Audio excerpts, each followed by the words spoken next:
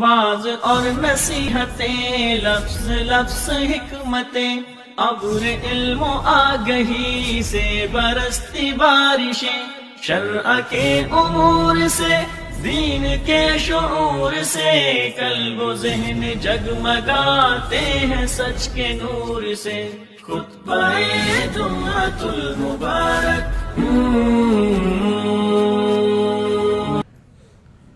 رب اشرح لي صدري ويسر لي أمري واحلل عقدة من لساني يفقه قولي اللهم آت نفسي تقواها وزكها فأنت خير من زكاها أنت وليها ومولاها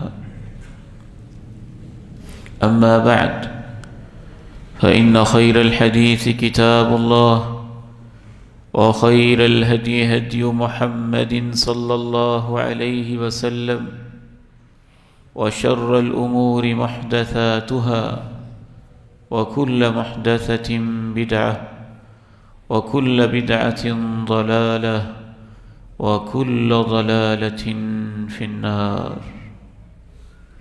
أعوذ بالله السميع العليم من الشيطان الرجيم من همزه ونفخه ونفثه بسم الله الرحمن الرحيم۔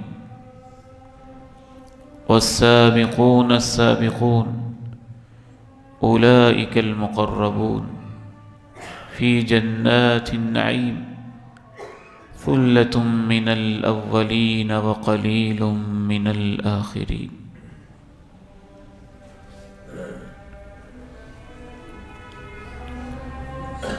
رمضان المبارک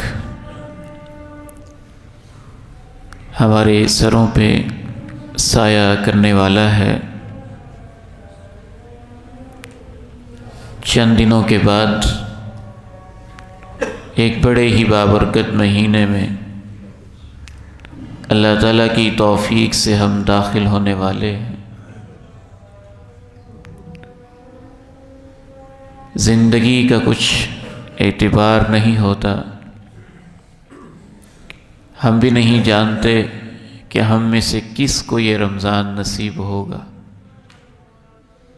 دعا گو ہیں کہ اللہ تعالی ہمیں صحت کے ساتھ ایمان، عافیت، استقامت اور برکت کے ساتھ یہ رمضان نصیب فرمائے۔ رمضان المبارک کی تیاری کس طرح کرنی چاہیے، اس حوالے سے کیا منصوبے، کیا عزائم ہمارے ذہنوں میں ہونے چاہیے، چند گزارشات اس بارے میں آج کے اس خطبہ جمعۃ المبارک میں آپ کے سامنے رکھنا چاہتا ہوں۔ اللہ تعالی مجھے اور آپ کو عمل کی توفیق نصیب فرمائے۔ سب سے پہلی چیز رمضان المبارک کی تیاری کے حوالے سے نیت، اس کا اخلاص اور پختہ عزم۔ مومن کی نیت میں اللہ رب العزت نے بہت عظمت رکھی ہوئی ہے۔ نیت کا سب سے بڑا فائدہ یہ ہوتا ہے، اگر آپ نے اس رمضان میں بہت ساری نیکیوں کی نیت پختہ کر لی، اللہ نہ کرے کسی وجہ سے رکاوٹ آ گئی، بیماری آ گئی، پریشانی آ گئی، زندگی نے وفا نہ کی، تو نیت میں اتنی برکت ہے کہ سچی نیت کی وجہ سے اللہ ساری نیکیوں کا ثواب نصیب فرما دیتا ہے۔ وَمَنْ كَانَ يَرْجُو لِقَاءَ رَبِّهِ فَلْيَعْمَلْ عَمَلًا صَالِحًا وَلَا يُشْرِكْ بِعِبَادَةِ رَبِّهِ أَحَدًا۔ جسے یہ پتہ ہے کہ رب سے ملنا ہے، اسے چاہیے کہ نیک عمل کرے اور اپنے رب کی عبادت میں کسی کو شریک نہ ٹھہرائے۔ یعنی خالص نیت. اس نیت میں سر فہرست سب سے بنیادی اور اہم چیز یہ نیت ہے کہ یا اللہ تو صحت کے ساتھ رکھنا، رمضان المبارک کے پورے روزے رکھیں گے. روزے رکھنا فرض ہے. ایک مزدور بھی نیت کرے، ایک کاریگر بھی نیت کرے، ایک غریب بھی نیت کرے، مالدار بھی نیت کرے، وہ لوگ بھی نیت کریں جن کو لگتا ہے کہ روزہ بہت مشکل ہے، میں کیسے رکھوں گا، مجھ سے تو نہیں رکھا جائے گا، عادت ہے ہر وقت کھانے اور پینے کی اور اسے کنٹرول کرنا مشکل ہے، یا کام کی نوعیت ایسی ہے کہ روزہ رکھنا مشکل محسوس ہوتا ہے. اللہ کے حضور امید ہے کہ جتنی سچی نیت ہوگی اور پختہ نیت ہوگی رب ذوالجلال خود ہی اسے روزے کی توفیق نصیب فرما دیں گے.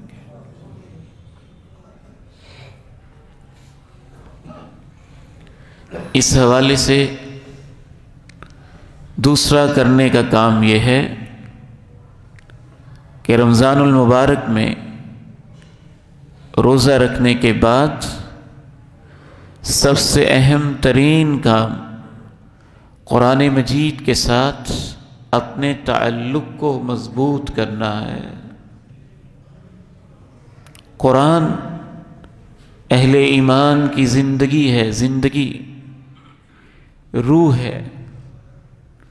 جس شخص کے گھر میں قرآن نہیں پڑھا جاتا، جس شخص کی زبان پہ قرآن جاری نہیں ہوتا، جس شخص کے ماحول میں قرآن مجید کے ساتھ تعلق نہیں ہے، اللہ کے گھر میں کھڑے ہو کے پوری بصیرت کے ساتھ عرض کرتا ہوں، وہ ایسے ہی ہے جیسے چلتی پھرتی لاش ہے اور اس کے اندر روح کوئی نہیں ہے. وَكَذَلِكَ أَوْحَيْنَا إِلَيْكَ رُوحًا مِّنْ أَمْرِنَا مَا كُنْتَ تَدْرِي مَا الْكِتَابُ وَلَا الْإِيمَانُ وَلَكِنْ جَعَلْنَاهُ نُورًا نَهْدِي بِهِ مَن نَّشَاءُ مِنْ عِبَادِنَا وَإِنَّكَ لَتَهْدِي إِلَى صِرَاطٍ مُسْتَقِيمٍ. ہم نے آپ کی طرف روح بھیجی ہے. روح، قرآن کو اللہ نے روح کہا ہے. روح کیونکہ جیسے روح کے بغیر ہمارے جسم میں جان کوئی نہیں، ایسے ہی قرآن کے بغیر ایمان میں جان کوئی نہیں. یہ معاشرے کی روح ہے، یہ فرد کی روح ہے، یہ دل کی زندگی ہے. اس کے بغیر دلوں کی زندگی کوئی نہیں ہے. دل کے جتنی بیماریاں ہیں، روحانی اخلاقی بیماریاں، سماجی معاشی معاشرتی بیماریاں، ان سب کا علاج اللہ نے اپنے قرآن میں رکھا ہوا ہے. یہ تو ہماری سوچ چھوٹی ہوگی. ہم نے صرف پھوڑے پھنسی کے علاج میں، بخار سر درد کے علاج میں اس کو شفا سمجھا. یہ تو ہر چیز کے لیے شفا ہے. معاشرے کے لیے شفا ہے، افراد کے لیے شفا ہے، خاندانوں کے لیے شفا ہے، بگڑے ہوئے تعلقات کے لیے شفا ہے، زوال پذیر ممالک کے لیے شفا ہے. اگر واقعی اس کو شفا کے طور پہ استعمال کیا جائے، ڈاکٹر قیمتی ترین نسخہ لکھ کے دے اور یہ کہے کہ میں ماہر ڈاکٹر ہوں، میرا 50 سال کا تجربہ ہے، جس نے بھی یہ نسخہ استعمال کیا اسے اللہ نے شفا دی ہے، تو اس مریض کو اگر ڈاکٹر کے اوپر یقین ہو تو وہ یہ نہیں کرتا کہ گھر جا کے کہے ڈاکٹر صاحب، پھر کہے دوائیوں کے نام لے دے، صبح شام 4 5 10 دفعہ پڑھ دے اور کہے مجھے شفا مل جائے گی۔ نہیں، اسے وہ دوائی لینی ہوگی، کھانی ہوگی ڈاکٹر کی ہدایات کے مطابق۔ تو اس کو پڑھنا، اس پہ عمل کرنا، اس کو سمجھنا، اس کے ساتھ تعلق مضبوط کرنا، یہ ہر مسلمان کی ضرورت ہے۔ اور رمضان کا ایک مقصد ہی یہ ہے کہ مسلمانوں کو قرآن مجید کے ساتھ تعلق کے حوالے سے یاد دہانی کروائی جائے کہ یہ تمہاری زندگیوں کا مرکز و محور ہے۔ وَنُنَزِّلُ مِنَ الْقُرْآنِ مَا هُوَ شِفَاءٌ وَرَحْمَةٌ لِّلْمُؤْمِنِينَ۔ ہم قرآن اتارتے ہیں، ایسا قرآن جس میں شفا ہے، رحمت ہے اہل ایمان کے لیے۔ ہماری بدقسمتی ہے کہ ہمارا تعلق قرآن مجید سے بہت کمزور ہو چکا ہے۔ رمضان پہ رمضان گزرتے رہتے ہیں اور ہم ادھر کے ادھر ہی کھڑے رہتے ہیں۔ اگر آپ کو روزے رکھتے ہوئے 20 سال گزر گئے ہیں اور ابھی تک آپ نے قرآن مجید کا ترجمہ ایک دفعہ بھی پورا نہیں پڑھ کے دیکھا، تو یہ اس بات کی علامت ہے کہ ہمارا تعلق قرآن مجید سے بہت کمزور ہے۔ قرآن مجید کی تلاوت، اس کا ناظرہ، اس کا ترجمہ، اس کو پڑھنا، اس کی تفسیر کو سننا، دروس قرآن میں شرکت کرنا رمضان کا ایک مقصد ہے کہ اہل ایمان کا تعلق قرآن سے مضبوط کیا جائے۔ شہر رمضان الذی انزل فیہ القرآن، رمضان کا مہینہ تو ہے ہی وہ مہینہ جس میں قرآن کو نازل کیا گیا ہے۔ انا انزلناہ فی لیلۃ القدر، آخری عشرے کی تاکرات کی فضیلت کی بنیاد ہی یہ ہے کہ اس میں اللہ نے قرآن کو نازل کیا ہے۔ رسول اللہ صلی اللہ علیہ وسلم ارشاد فرماتے ہیں، الصیام والقرآن یشفعان للعبد یوم القیامہ، قیامت کے دن روزہ اور قرآن دونوں مل کے بندے کی سفارش کرتے ہیں۔ روزہ کہتا ہے اللہ میں نے اس کے دن میری خاطر گزرے، بھوک میں اور پیاس میں، اور قرآن کہتا ہے اللہ اس کی راتیں میری خاطر گزریں اور یہ تجھے سنتا رہا اور پڑھتا رہا۔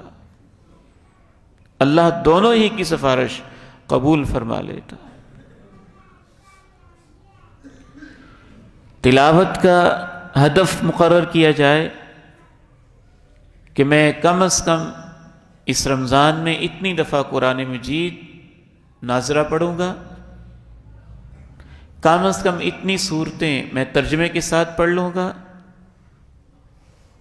فلاں مقامات میں تفسیر کے ساتھ بھی سیکھ لوں گا۔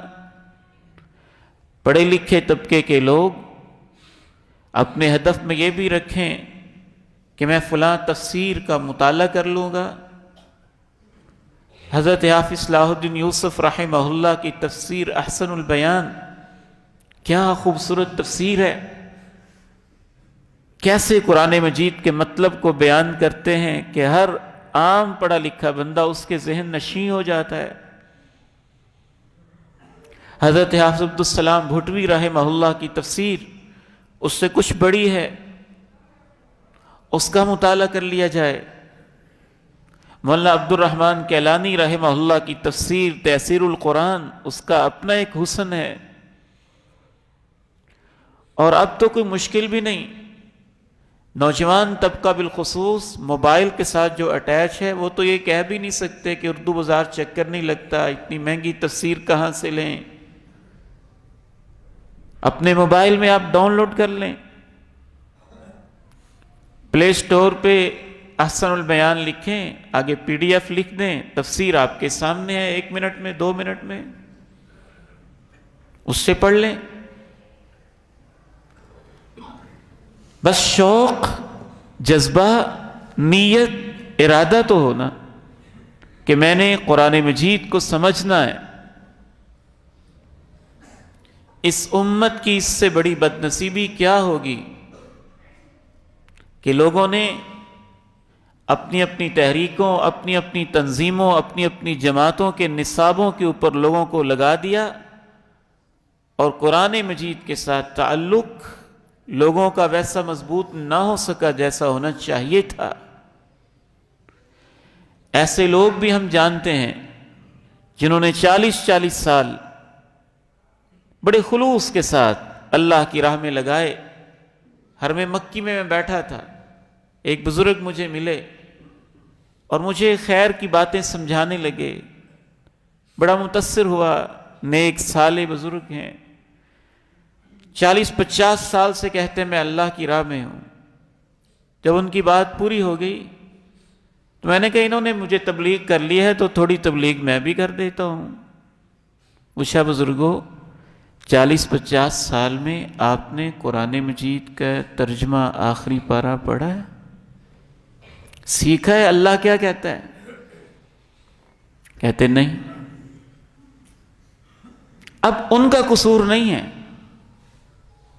اس جماعت کا قصور ہے، اس تنظیم کا قصور ہے، ان لوگوں کا قصور ہے جنہوں نے ان کی تربیت نہیں کی کہ اللہ کی راہ میں لگانے کے لیے اس سے پیارا منہج اور طریقہ کیا ہے کہ سب سے پہلے آپ اللہ کے کلام کو سمجھیں کہ اللہ مجھ سے کیا باتیں کرتے ہیں۔ اللہ نزل احسن الحدیث کتابا متشابہا مثانی، اللہ نے سب سے خوبصورت باتیں اتاری ہیں، مرتب، لکھی ہوئی، جمع شدہ، لوح محفوظ سے اس زمین کے اوپر، اور ان کو دوہرا دوہرا کے بیان کیا ہے۔ اہل ایمان جب ان کو پڑھتے ہیں تو ان کے رونگٹے کھڑے ہو جاتے ہیں۔ تو تبھی کھڑے ہوتے ہیں جب انسان کچھ نہ کچھ مطلب سمجھ رہا ہو۔ سننا بھی ثواب ہے، پڑھنا بھی ثواب ہے، لیکن سمجھ کے پڑھنا، تدبر کر کے پڑھنا زیادہ ثواب ہے، اصل مقصد ہے، باعث خیر و برکت۔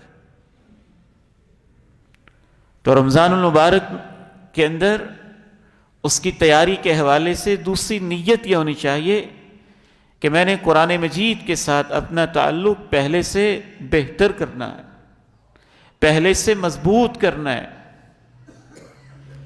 تیسری نیت، تیسرا کرنے کا کام رمضان المبارک کی تیاری کے حوالے سے نماز کی پابندی، اس کا اہتمام۔ الحمدللہ اہل اسلام پہلے بھی کرتے ہیں، رمضان میں زیادہ اہتمام ہو جائے۔ اور اس حوالے سے ایک خوبصورت پیکج وہ میں آپ کے سامنے رکھتا ہوں۔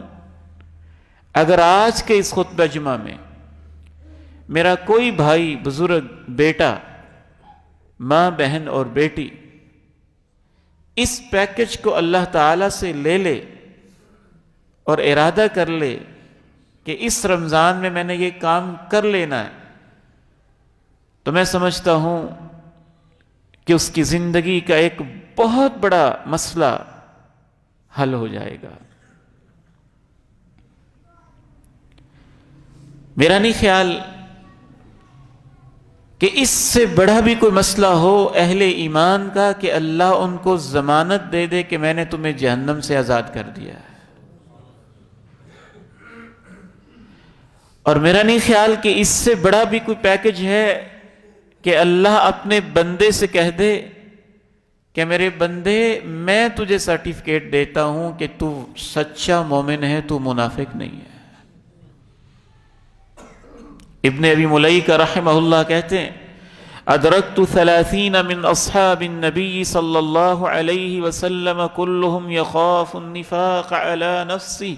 اللہ کے پیغمبر کے 30 صحابہ سے میں نے ملاقات کی. امام ابن ابی ملیکہ کہتے ہیں 30 کے 30 ڈرتے رہتے تھے، اللہ مجھے منافقت سے بچا لینا. وہ پیکج کیا ہے؟ رسول اللہ صلی اللہ علیہ وسلم نے اپنی امت کو دیا. آپ نے ارشاد فرمایا من صلی للہ 40 یوما فی جماعت یدرک التکبیرۃ الاولی. 4 باتیں آپ نے فرمائیں. جو شخص بھی خالص نیت کے ساتھ 5 نمازیں پڑھ لے، 40 دن پڑھے، تکبیر اولا میں شامل ہو. تکبیر اولا سے مراد وہ تکبیر ہوتی ہے جس سے نماز شروع ہوتی ہے، جس کو ہم تکبیر تحریمہ کہتے ہیں. تکبیر اولا کو پالے اور جماعت کے ساتھ پڑھے. کتبت لہ براءتان، اللہ اس کو 2 سرٹیفکیٹ دیتا ہے. براءۃ من النار، اے میرے بندے میں نے تجھے جہنم سے آزاد کر دیا ہے. وبراءۃ من النفاق، اور اے میرے بندے میں نے تجھے منافقت سے بھی پاک کر دیا.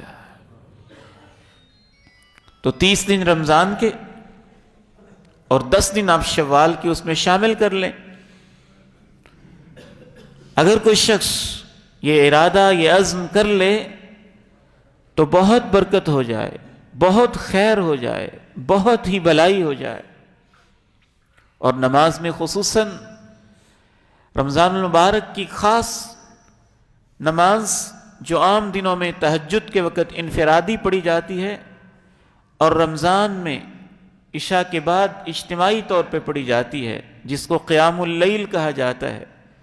تراویح کا اہتمام ہو جائے تو کیا ہی اچھا ہو، کیا ہی بہتر ہو. تو رمضان کی تیاری میں جو کام ہمیں کرنے ہیں، جن کی ہمیں نیت کرنی، سر فہرست پہلا کام تو رمضان کے روزے ہیں. دوسرا کام قرآن مجید کے ساتھ تعلق کو مضبوط کرنا ہے. تیسرا کام اپنی نمازوں میں بہتری لانی. پھر نماز کا ترجمہ، نماز کا معنی و مفہوم، اس کے لیے کچھ وقت نکالنا بہت عظیم کام ہوگا. چوتھا کام رمضان کی تیاری کے حوالے سے جس کی ہمیں نیت کرنی چاہیے، انفاق فی سبیل اللہ ہے. اللہ کی راہ میں خرچ کرنا اپنی اپنی استطاعت کے مطابق. سارے مہینے ہی انفاق کے ہیں، لیکن خصوصاً رمضان میں رسول اللہ صلی اللہ علیہ وسلم ایسی سخاوت کرتے تھے کالریح المرسلہ، جیسا کہ ٹھنڈی ٹھنڈی ایسی ہوا چلی ہو جو ہر جگہ پہنچ جاتی ہے. ایسے آپ سخاوت کرتے. اس سخاوت میں ہم نے کچھ طریقے ایسے بنائے ہوئے ہیں جن کا شاید مجھے لگتا ہے ثواب کم ہوتا ہوگا اور گناہ زیادہ ہوتا ہوگا. سخاوت کے بھی آداب ہیں.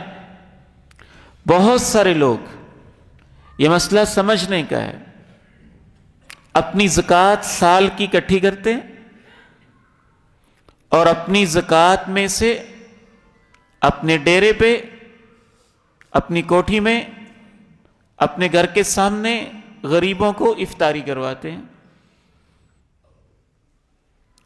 افطاری کروانا اچھی بات ہے، لیکن برائے مہربانی وہ زکوٰۃ کے پیسوں سے نہیں ہوتی.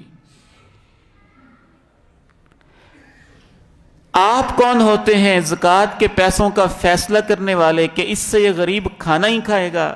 زکوٰۃ تو ہوتی ہی وہ ہے جس پیسے کو آپ اپنا نہیں سمجھتے، وہ آپ غریب کے حوالے کر دیتے ہیں، اس کو مالک بنا دیتے ہیں. اس کی مرضی ہے وہ کھانا کھائے، اس کی مرضی ہے وہ گھر کی چیز لے، اس کی مرضی ہے وہ کپڑے لے، اس کی مرضی ہے جہاں چاہے استعمال کرے۔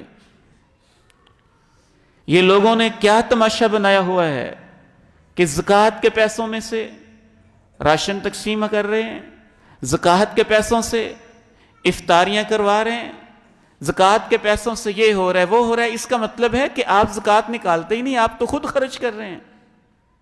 زکوٰۃ ہوتی ہی وہ ہے جو آپ کی ملکیت سے نکل جائے، آپ تو اس کے مالک ہیں ہی نہیں کہ آپ فیصلہ کریں اور غریب سے کہیں کہ آپ نے لازماً آٹا ہی میں آپ کو دوں گا، لازماً میں آپ کو دالیں ہی خرید کے دوں گا، لازماً میں آپ کو فلاں چیز لے کے دوں گا۔ آپ یہ شوق پورا کریں، اچھی بات ہے، لیکن نفلی صدقے سے کریں۔ وہ اپنی مرضی سے آپ استعمال کر سکتے ہیں۔ جو آپ کے پیسوں کی زکوٰۃ بنتی ہے، میں دوبارہ عرض کرتا ہوں، آپ اس کے مالک نہیں ہیں، اس کا مالک وہ غریب ہے جس کو آپ زکوٰۃ دیں گے، اس کی مرضی ہے، جیسے چاہے استعمال کرے۔ اگر آپ اپنے آپ کو اس کا مالک سمجھ رہے ہیں تو یہ آپ کی غلط فہمی ہے۔ وہ اس غریب کا حق ہے، اس کے بچوں کے پاس پہننے کے لیے جوتا نہیں، فیس کے لیے پیسے نہیں، اسکول کے لیے کتاب نہیں، لکھنے کے لیے قلم نہیں، اور آپ جبر کر کے لازماً اس کو آٹا ہی ٹھونسنا چاہتے ہیں، تو نتیجہ کیا ہوگا؟ وہ بیچے گا، اپنی ضرورت پوری کرے گا اور سستا بیچے گا، جیسا کہ ہمارے معاشرے میں ہو رہا ہے۔ تو زکوٰۃ، اور یہ میں اکیلا بات نہیں عرض کر رہا، علماء کی باقاعدہ میٹنگز کے بعد جو علماء نے قرآن و سنت کی روشنی میں واضح اور دو ٹوک بتایا ہے، اس کی روشنی میں عرض کر رہا ہوں۔ صحیح بخاری کے شارح حضرت شیخ عبدالستار الحماد حفظہ اللہ، ہمارے بڑے بڑے مشائخ، سب نے متفقہ طور پہ بتایا اور سمجھایا کہ زکوٰۃ تو تب لگتی ہے اور یہ فیصلہ ہوتا ہے کہ آپ نے دے دی ہے جب آپ غریب کے ہاتھ میں تھما دیتے ہیں، پھر آپ اس کو ڈکٹیٹ نہیں کرتے اس کا یہ کرنا ہے اور یہ نہیں کرنا۔ وہ رقم تو آپ کی ہے ہی نہیں، اس کی مرضی ہے، جیسے چاہے استعمال کرے۔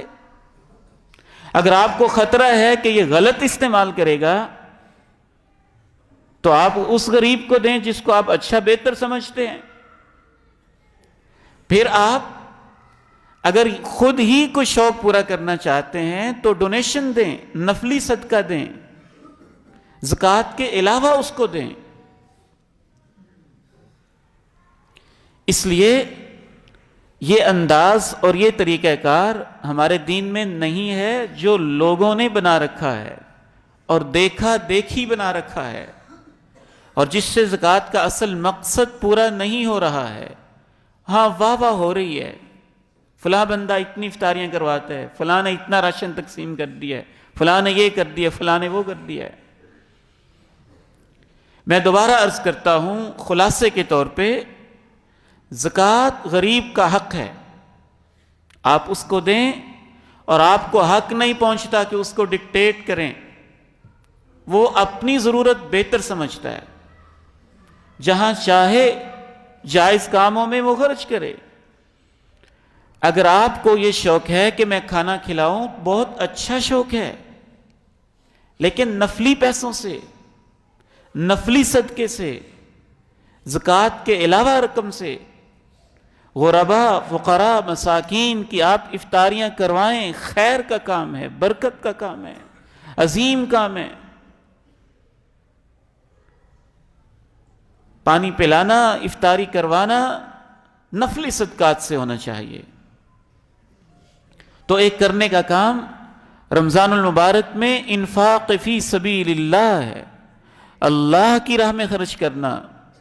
اور اللہ کی راہ میں خرچ کرنے کی دو قسمیں ہوتی ہیں، ایک جو فرض ہے زکوٰۃ، وہ مستحقین کو دے دی جائے، جتنی رقم ہے جو جس کو آپ مستحق سمجھتے ہیں وہ ادارہ ہے، وہ کوئی شخص ہے، وہ کوئی یتیم ہے، وہ کوئی بیوہ ہے، بس ان کے حوالے کی جائے، اور وہ اپنی ضروریات کو بہتر سمجھتے ہیں، جہاں ان کو زیادہ ضرورت ہوگی وہ لگا لیں گے۔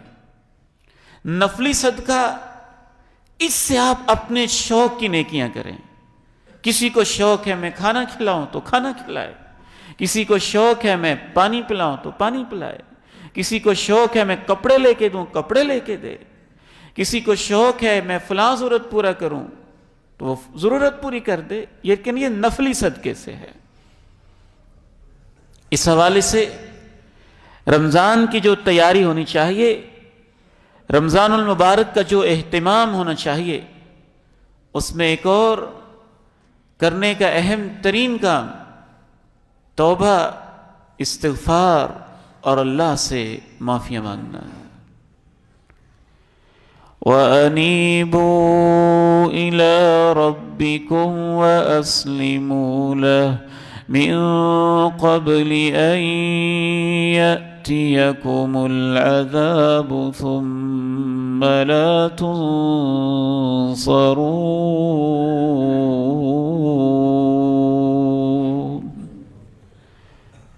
لوٹ آؤ اپنے رب کی طرف اور وعدے کر لو آئندہ اس کے مان کی زندگی بسر کریں گے، اور اس سے پہلے کہ تمہارے اوپر کوئی پکڑ آ جائے، پھر کہیں سے تمہیں کوئی مدد نہیں ملے گی۔ ان تقول نفس یا حسرة على ما فرطت في جنب الله وإن كنت لمن الساخرين۔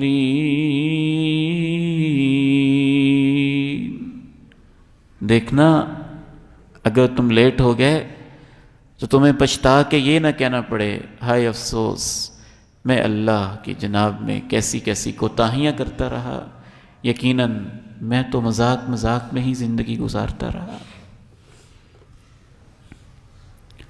تو رمضان کا مہینہ توبہ کا مہینہ ہے، استغفار کا مہینہ ہے، معافیاں مانگنے کا مہینہ ہے۔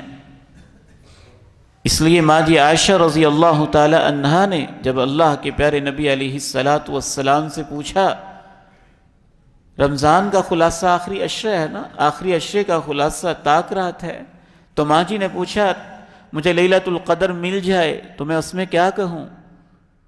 اللہم انک عفو تحب العفو فاعف عنی، اے اللہ تو معاف کرنے والا ہے، معافی کو پسند کرتا ہے، مجھے معاف فرما دے۔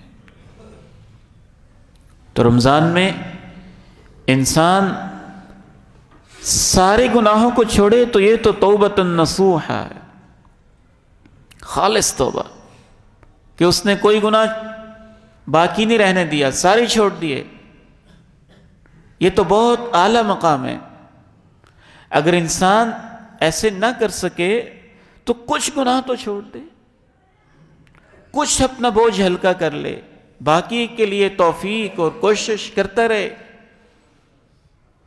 کہ یا اللہ فلاں فلاں گناہ سارے چھوڑے۔ تو یہ اصل مطلوب ہے کہ زندگی کا پتہ نہیں کب تک وفا کرے، لیکن اگر ایسے نہیں بھی کرتا، ہر رمضان کے اندر اگر ہم 2-4 گناہ بھی چھوڑتے رہتے تو آج 20 سال کے بعد ہم کتنے نیک ہو چکے ہوتے ہیں۔